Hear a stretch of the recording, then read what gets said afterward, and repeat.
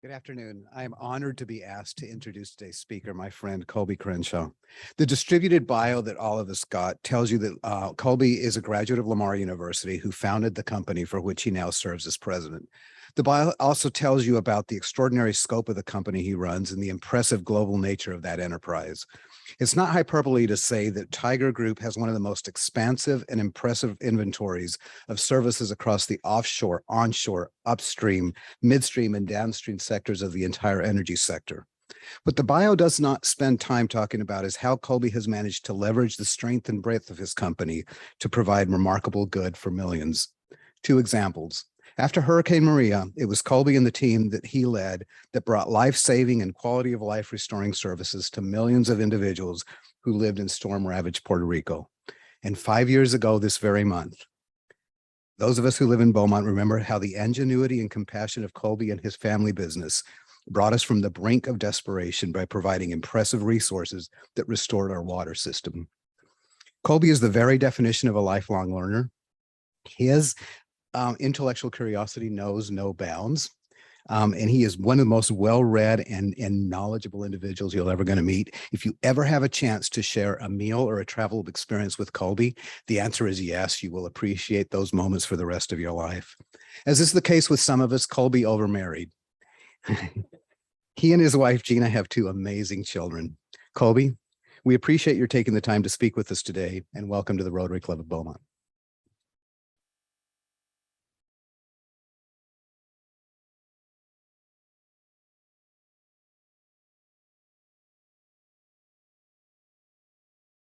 Good afternoon. Thank you for having me.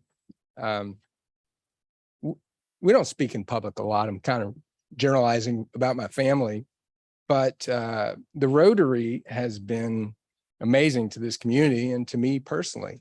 And I thought it'd be, if you don't mind, I'll do a couple of quick history pieces on some of the Rotarians that have been very helpful to me and have really mentored me. Morris Wyndham is the first one. He mentored me for years. And this business goes back to the Tiger rental business, goes back to sort of 1995. And from 95 to sort of about 2005, I was often invited to these meetings and I attended and enjoyed and learned a lot. So Morris Wyndham was one of them. David Heilman, he ran at the time. Shepherd's Laundry that turned into Ace, and he was great on quality control, and I could learn from him.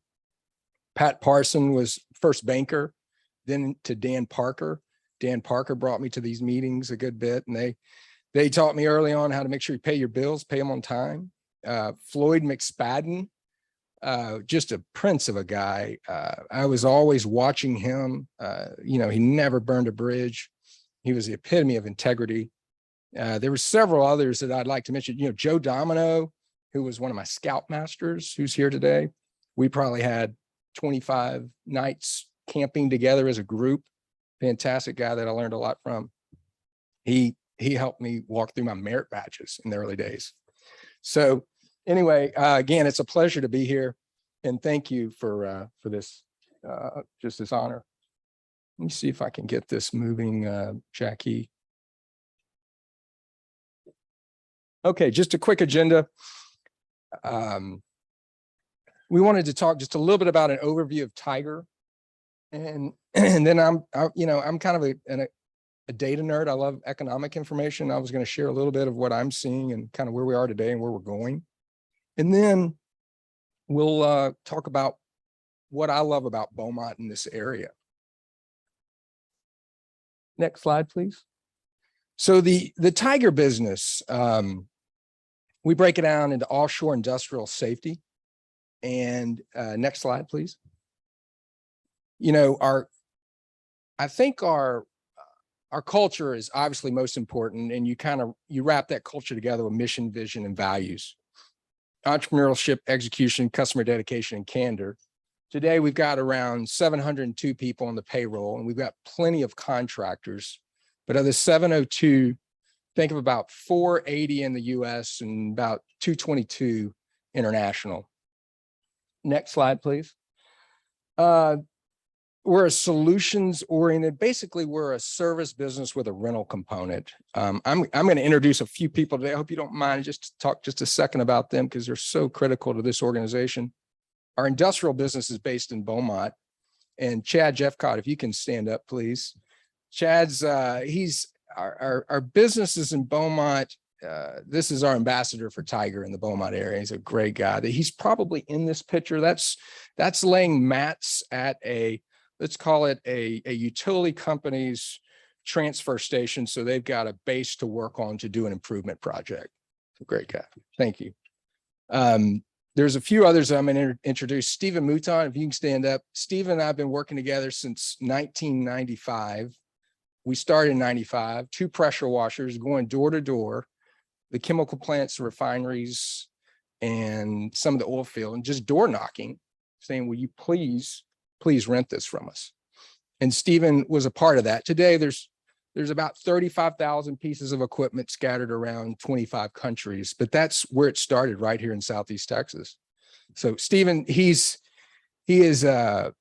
smart. He's excellent sales and operations. He understands all parts of the business. And quite frankly, he knows how to make money. And that's what is making money. Making money is, are you providing a solution to your customer that's saving money? Are you providing a good job and building a team and making money for the team? Are you making money for the company so it can be reinvested both in the equipment, people, the community? And that's what we think of when we think of making money. I always love how Rotary does. I don't know if we said it this morning, but is it fair to all sides? Did I say that correctly? Yeah, I think that's a great one. Next slide, please. So we're going to start out with deep water, offshore oil and gas. And this is just an example, and we're going to talk about the offshore business. The offshore business, that's an example where we've got equipment on the back of a vessel, a package of equipment, and we are assisting a customer who is cleaning out flow lines to get that critical gas or oil to the US or right now to the world. Next slide, please. We rent just dependable equipment, a lot of waste boxes, toolboxes, job boxes, specialty carriers. Next slide, please.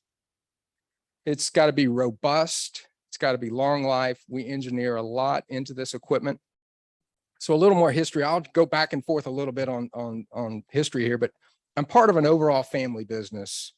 Manufacturing is our background, and steel equipment, Dragon, Modern Polymers, a few other companies. But I've always been focused on this rental business, and I've had a lot of help. But about half of our fleet has been built by a related party and the other half by a third party, but we've been able to engineer a lot of tough, robust equipment. If you go to the next slide, I'll give you an example. In the offshore market, servicing these facilities, inside of a port, it's very gentle. There's no wave action. Offshore, this is an unusual calm day. Often there's 3 and 4 foot seas, and you need a piece of equipment that can take a hard hit. So that's what's going on there. Next slide. We've got long and short, big and tall. That's a 76-foot basket. We've got 105 foot. We've got 90 foot. We've got all kinds of specialty equipment, a little bit unique. And then the next slide is fluid tanks. Again, I think a lot of you know that we're in the pump business. And this is the team that got the city of Beaumont's water going right here at this table, just for whatever it's worth 5 years ago. So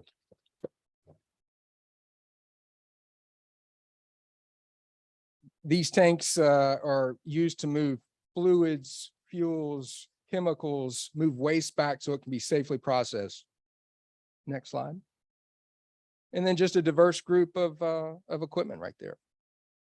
On the next slide, we're going to talk a little bit about the international side, and we've had some fun with the international business. And we've also started getting into more services. We found when we went into these different countries that they needed more than just equipment. They needed expertise. They were in sometimes a developing country, as we say, a third world country, and they needed a first world service. And so we kind of brought that together.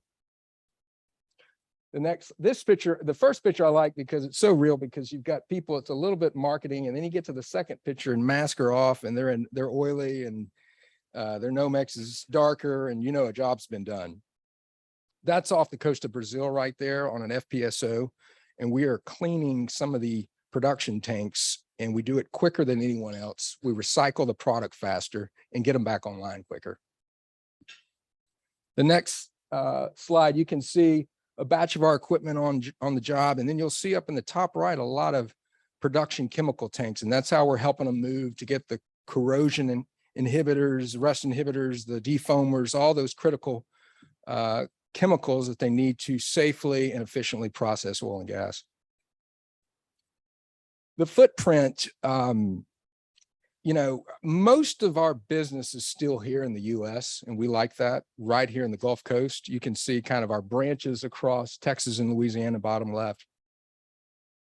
The world, you know, there's really no rhyme or reason how we ended up in these countries at times, but we follow multinational professional organizations that need a good service, and we go set up and see what we can do to help them. I was going to take a little time and talk about Africa. I love Africa with all of its problems. Africa is, next slide, please, Jackie. Africa, we've got a lot of movement, and a lot of our business is logistics. And I'd like to introduce someone right now, Kerry Walker, if you don't mind standing up. Kerry is the asset manager for the Tiger Offshore business, and he's looking after around 11,000 assets, making sure we know where that equipment is at all times, and, you know, scattered around 25 countries. We're pretty good at that. We always want to get better. And anyway, he does a fantastic job. It's very hard to move equipment in from one country to the other. Not the freight side, it's the shore, basically the bureaucracy at the ports, importation, duties, taxes, and those kind of challenges. And you're kind of messing with a quasi government private organization, and every country is a little different. So anyway, Kerry does a brilliant job and a big team that supports him to get that done. So the next slide is just the relative size of Africa. We thought this would be kind of fun to show you folks, because we probably don't get a lot of Africa presentations in Rotary. Maybe I'm wrong, but to start with, Africa is massive. There's about 53 countries in Africa. I personally traveled to probably 30 of them, and we've got equipment right now in about 12, okay? We're not looking to expand that. Some of these countries, we may have 500 pieces of equipment. Some we may have 50 of the 12 I just mentioned. But you can put the continental lower US, you can put China, you can put India, and most of Europe all into Africa.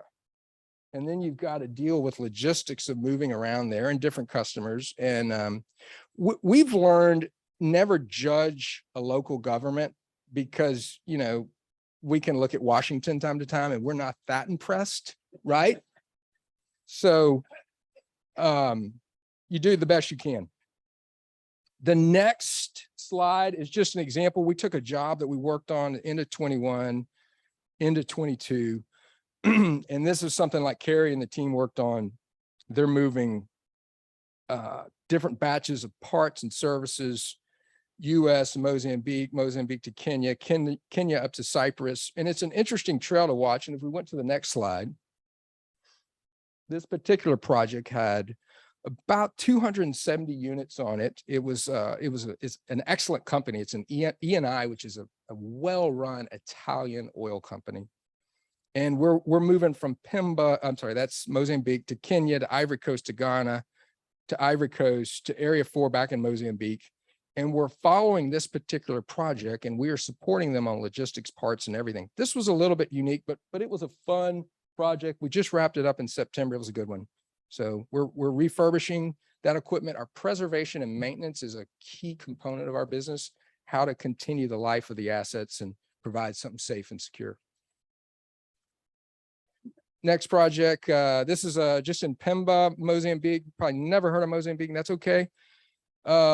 We had to move equipment from Pemba down to Tamani from let's call it an Italian project, to Sasol, who actually has a lot of assets in this area. They have a gas and power project in Tamani.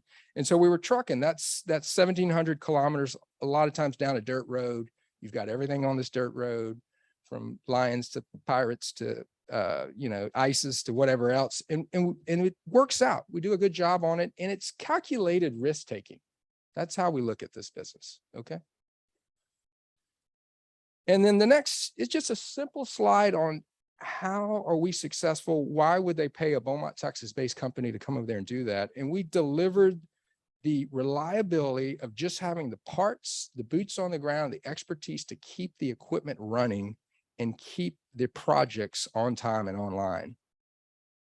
The next slide is after me. We call that Africa, Middle East. There is a brilliant individual. He's based in South Carolina that oversees this business for us. His name is Carl Graff, and he's an absolute genius. But we're always looking at what's our strengths, weaknesses, opportunities, and threats. Believe it or not, we do have competition everywhere. And so we're evaluating this for these markets. The individual that is over this particular business, the offshore business, he reports to me. He lives in Houston. He works out of West Houston. His name is William Draus. Fantastic guy. We met him in Brazil almost 16 years ago and moved up here. Next slide. I'm just going to take you. This is an example. Again, this is just a big old pressure washer, but it's a big triplex pump. We're working in the middle of Saudi Arabia right there. We are pressure testing large underground pipes that are going to feed fresh water to Riyadh. So the water starts with these massive freshwater reverse osmosis units in Daman on the Persian Gulf, and they run them. These pipes are 80 inches in diameter. You probably can't see it, but there's 2 of them. And we had a project to go along and pressure test all these pipes. It was a great project. And our team pulled this. I had nothing to do with this, nothing. They're just, we've got an amazing team that can make it happen. This next project is this is a mixing plant that we put in the United Arab Emirates, UAE. It's about 2 hours away from Dubai. It's really Abu Dhabi. And that's where everyone gets excited about Dubai. It's real estate and banking. The work's done in Abu Dhabi. So if you ever get a chance, go see that. And then I'm jumping around. I got to be quick here. How am I on time? Great. Thank you. The next slide is, it's basically a waste service and tank cleaning work that we do in the island of Trinidad. That is a major energy hub, and we are processing waste. We have a full waste processing kit. That was a service that was needed. We needed to take hazardous waste, take all the harmful products out of it, get it to where it's landfillable. And that's what we're doing there. So we're actually thermal desorption unit is our system, and that's what we're processing there. Again, we had the waste processing gathering equipment. We're getting it into a facility where we can process it and helping the client there. Next picture is Brazil. This is our 3rd facility in Brazil that we did. Brazil's been good to us. It's a tough country to work in. It's beautiful. It's got great culture, great everything. Dangerous. It's a real dangerous. Whatever you hear about Brazil from a danger side, it's true. But we love it. And we were lucky. This is one place where we've had an equity partner, the Stefanello family out of São Paulo. We met them and they invested with us. And this is an area where we're taking big containers of chemicals and fuels, and we're processing it and changing it into smaller packages and helping them ship it offshore. We've got about 6,000 assets in that country. That's our biggest asset outside of the US. And again, there's highs and lows in these energy cycles. I'm going into my 6th, and they're all interesting, tough, and challenging, but fun. Next shot, we're going to jump into the industrial business. I'll speed up a little bit. This is just like a big old pressure washer. This is a 2,500 horsepower, those items you see under that unit. And what we've got going on here is we're emergency pumping. There's 3 or 4 big pumps in there. Stephen Mouton and team developed this. They've done a great job. It's a service to where we are saving the customer money. They've got a refinery coming down because they need something pumped. They need it pumped quickly. And this is what we do. It keeps them running efficiently.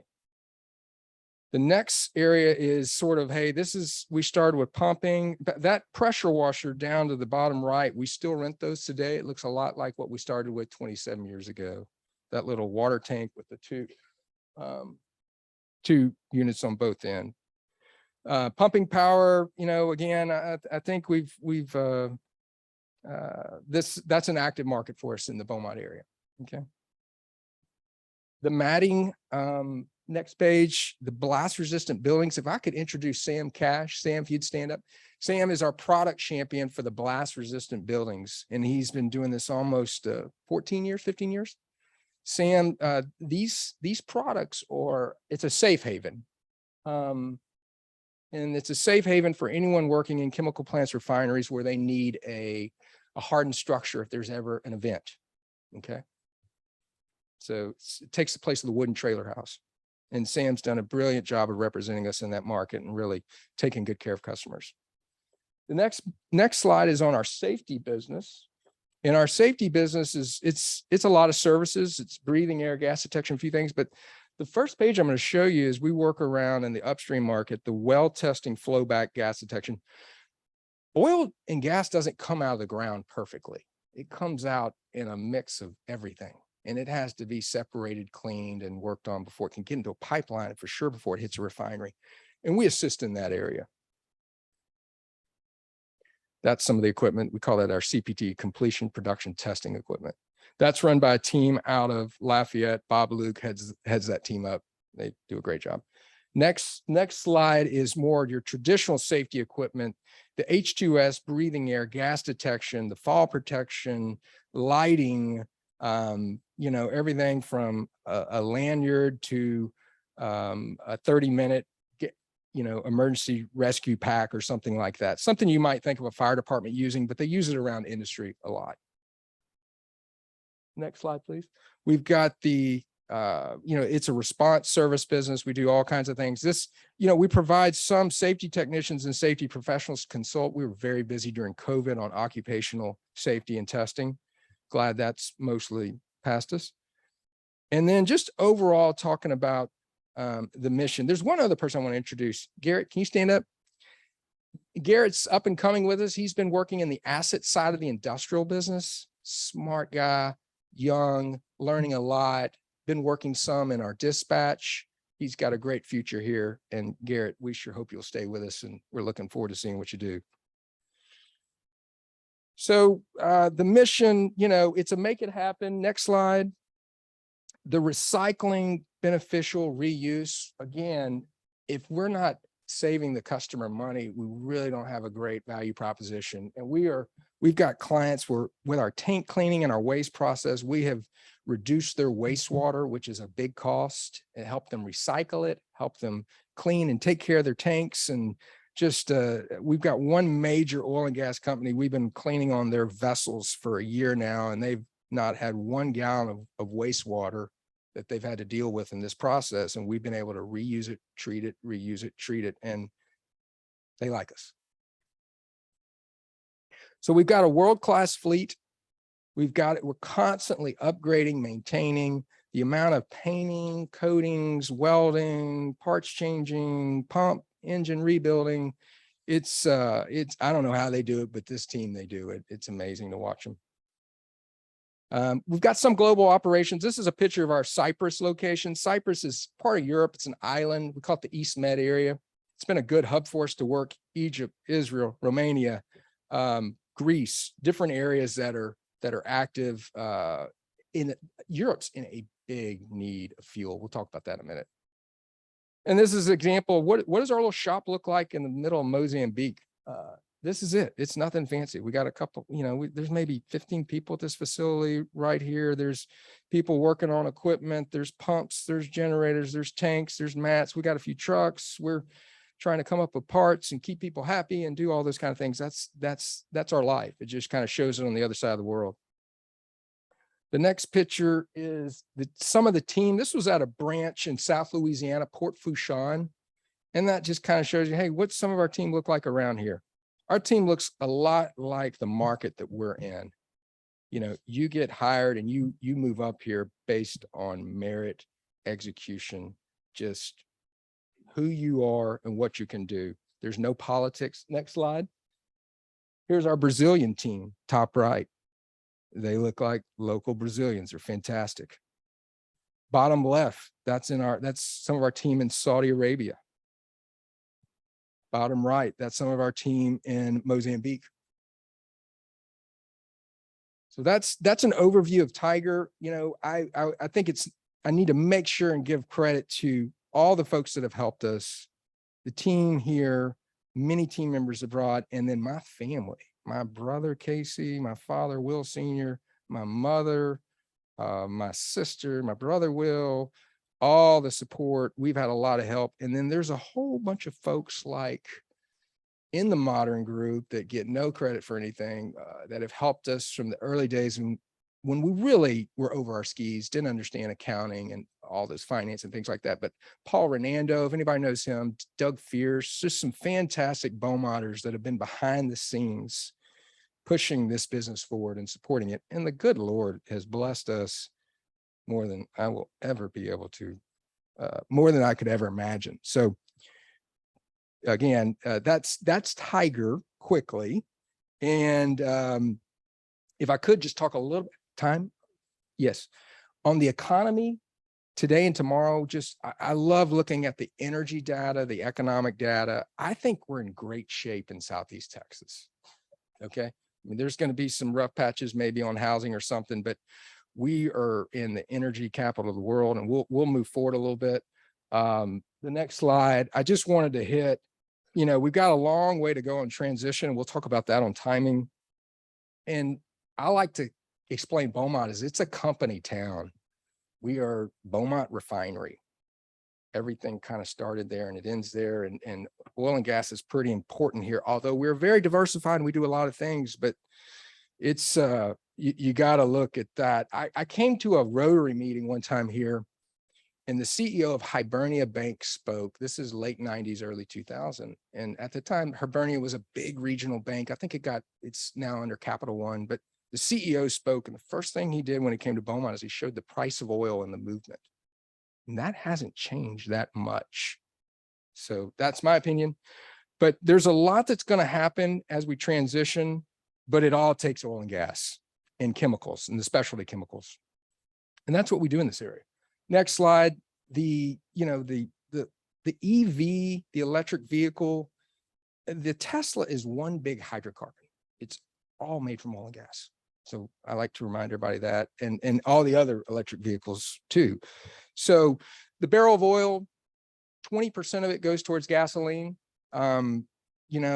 There's a good argument that we will use more diesel to get to the materials that we need to build the electric cars, and we will save on gasoline. There's some smart people that think that. I'm just throwing you out an opinion. Just to move past some of the, again, I think the electric vehicles will go. It's a slow process. It's moving real slow, and we are subsidizing and mandating like crazy, but it's going to go. Just give it time. Let it happen naturally. Free market capitalism. Next slide. One more. Thank you. By the way, I put that up in most of our branches. We put that up just to show our team, hey, if your kids come home from some liberal arts school and tell you that you're doing the wrong thing, just you're okay. We're going to be here 30 or 40 more years. Okay. We are supporting the renewables, the wind energy. We're on 3 projects right now. Got a little bit of equipment on a Taiwanese wind project, a little bit on a Italian project, and then we've got a good bit of equipment going into the Northeast on the offshore wind. We're agnostic to large infrastructure projects. So if you're going to spend money and you need big logistics and support and fluids movement, we're going to help you. It doesn't work that well. Just saying, it's when you need wind energy most, it provides the least. And our family's looked at it a long time, but anyway, until we come up with something other than the lithium battery, but we're going to spend a lot of money trying to prove it. Next slide. This is an example of the Block Island project we worked on off of Connecticut. It was a test project. We'll see. Next slide. What were we doing? We were providing cargo carrying transfer. Okay. It's the same thing. Heavy lift, a lot of cementing, all that kind of work. Next slide. Texas is #1 in wind energy. We have more wind energy in the state of Texas than the next 3 states combined. So I think we can speak confidently about how well wind works. Our grid went down twice this summer. Okay. ERCOT fixed it by raising rates to $5,000 per kilowatt hour. We had to shut down a lot of industry. But when the wind doesn't blow, when you get to about 25% renewables, it's a problem. That's just the facts. But again, if you want to build and spend a lot of money on this, we've got equipment to support you. Okay. The safety business, and I'm sorry if I'm offending someone in the renewables. The safety business, same thing. We can support it, and we are. Let me fast forward to the energy data. We have a saying at Tiger, it's our great game of business. In God we trust, everyone else bring data. Okay. So if you flip, Jackie, to one more. Okay. You can cut to the chase right here on this is where we get our energy. And this is solar is yellow. You know, we got 1% came from solar for the entire United States. And wind, we had 2.4%. Sorry, 2.7%. And then you flip to 2020. 2020 was a squirrely year. We had a lot less travel and transportation, right? We kind of shut down for COVID. It moved up and remember, solar and wind they get first shot on everything. Financially, into the grid, whatever. And we threw billions at it. We got it up 1/4% on wind. So we're at 3% in 2020. I haven't seen 2021 numbers yet. It'll be interesting. So the next slide I think is real important. Again, it speaks to this area. I think that's the 2020. Jackie, can we go to next slide? 2020. Sorry, this is the disruption. I think the media and some other folks told us that this transition was going to be quick to the renewables, and like it was quick, like everyone getting a smartphone or everyone going from taxis to Uber, or are we going to, broadband internet everywhere? And again, we're still paying $7,500 worth of taxpayer money, I think, on every EV that hits the market right now. We've been working on it for 15 years, and globally it's going to be a while. Okay. And then the wind and solar, hundreds of billions have been spent in the US, and we're at, kind of 4-ish% of the energy. So I'm just saying that's the fact. So it's going to take a little while. All right, next slide. This is what happens when you don't think you need hydrocarbons, and Europe's in trouble. They're subsidizing the energy companies right now. They're bailing them out. They're guaranteeing their loans. These two spikes that went from sort of $30 to $70, two of the spikes happened before Russia went into Ukraine. There was a problem before Ukraine. Just want to give everybody some candor there. And then the next slide, the global E&P cap. Oh, by the way, what does this slide tell me? This tells me that there's going to be a lot more LNG plants in this area, that Europe natural gas deal. So that's my takeaway there for you. The global E&P capex year to date, we underspent, and the world's got to pedal and catch up. We hadn't even gotten really aviation back up, and it's tight on fuels. It's real tight. All right, so that's my opinion. I think we're in good shape in Southeast Texas for a while. The market's going to continue to cycle. We've got amazing plants, manufacturing infrastructure here that is very attractive for the world. And anyway, I'm excited about from the business standpoint. This is some personal and some business, but on a personal standpoint, I love Beaumont, Texas, in this area. Could we fast forward to a slide or two? One more, kind of the area benefits.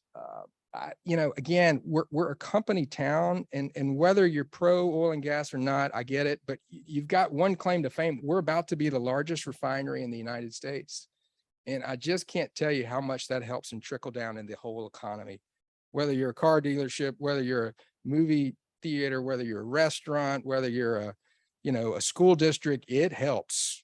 And Exxon's been a pretty good company town sort of company, been great. The area, Motiva's #1 right now, then they will be #2. Again, that's barrels per day. So we've got 1 and 2 in our area, and all the chemicals and all the fuels that combine with that. The port proximity and where we are, I like Beaumont because it's about halfway between Corpus and call it Mobile. I can get in my pickup truck and be either place in 6-7 hours, which is nice. The port is impressive. If we jump to another slide, the port was 4th and 5th until a little COVID shut down. Then we kind of hit 8, and that's total tonnage. And I'm sure y'all have had port people here, but as far as tonnage, we're ahead of Los Angeles. Okay. It's a big deal to have that here. This river is amazing. And then I like the town because number one, it's small enough that people are creative. People are, there's a lot of, I have friends in the beverage business, and there's a lot of on-premise consumption. That means people gather and create fun things. Okay. In New York, off-premise consumption is what we do here. On-premise is what you do in New York, where you always go to a restaurant or whatever. But we've got some creative people here, and it's fun. And there's a lot of activities. I'll just tell you about my last couple of weeks. I went to the symphony Saturday night. It's world-class. It's fantastic. Thursday, I went to the McFadden Ward presentation on the history, and I love history, and it was about the Mexican Army retreat in the 1800s, and Bill Wilson talked about it. It was fantastic, and it was free. I like the high school football. I like the food here. I mean, especially the local places that I want to shout out to. Catherine Company, Jay Wilson. There's hundreds I need to but I like the food here. It's fun. I think it's amazing in this town. You can fish or hunt in the morning. You can go to work. You have an amazing meal. You can catch a high school football game at night. You can tailgate. You've got nice events on the weekends.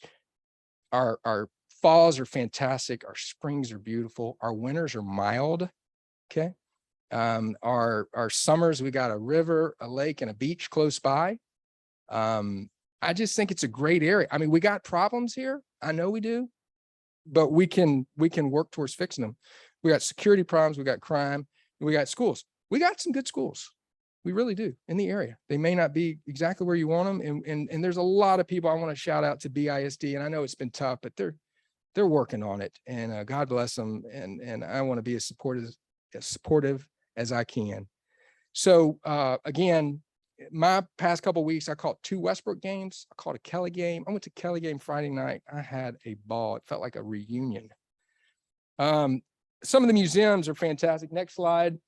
We got the Boomtown. We've got, the John J. French, Energy Museum. Stephen's on the Energy Museum board. The arts are wonderful around here. And I'll just kind of close it with, again, I feel so blessed to be from Texas, to have a U.S. passport. I'm well-traveled, and I haven't found anywhere any better. And I think it's a great place to raise a family. So, I could live somewhere else, but I'm digging in, and I hope you will too, to try to work through some of these issues that we have and appreciate all the blessings we have. Not just because Juan's here, but Lamar was good to me. We got some BISD and Lamar graduates here, and there's been some fantastic talent that's come out of public schools, university, Lamar, whatever. And there's some at this table, by the way. I just thought this was a great picture. It's grainy. Next slide. This kind of, for me, I was trying to start a business. The team, we were trying to start a business. I was trying to get an education. I did. Lamar was right there. I'd go to class in a Nomex with my pickup truck outside with a piece of equipment on it, leave class, go make a delivery, whatever. And a bunch of these folks kind of did that. That was the early days. But here's the university. It's a great university. There's the refinery in the background, critical to the area. And behind that's the river, one of the top ports in the country. We're in a pretty good place right here. And that's where I will leave it. Thank you.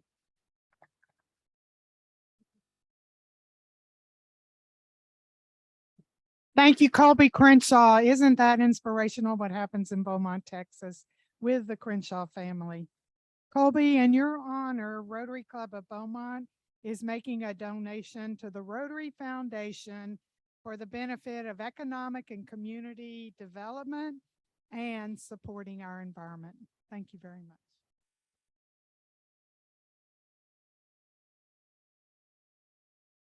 There's so much to talk about the good in Beaumont, and we could be here all afternoon, but I don't want the meeting to end without recognizing what Rotary continues to do throughout the community. And I'd like at this time to recognize Jennifer Gregory for stepping up to re-energize the Beaumont United Interact Club. They will be meeting tomorrow. Jennifer, thank you very much. Thank you. And secondly, we do have a presence at Lamar University also with Lamar Rotaract.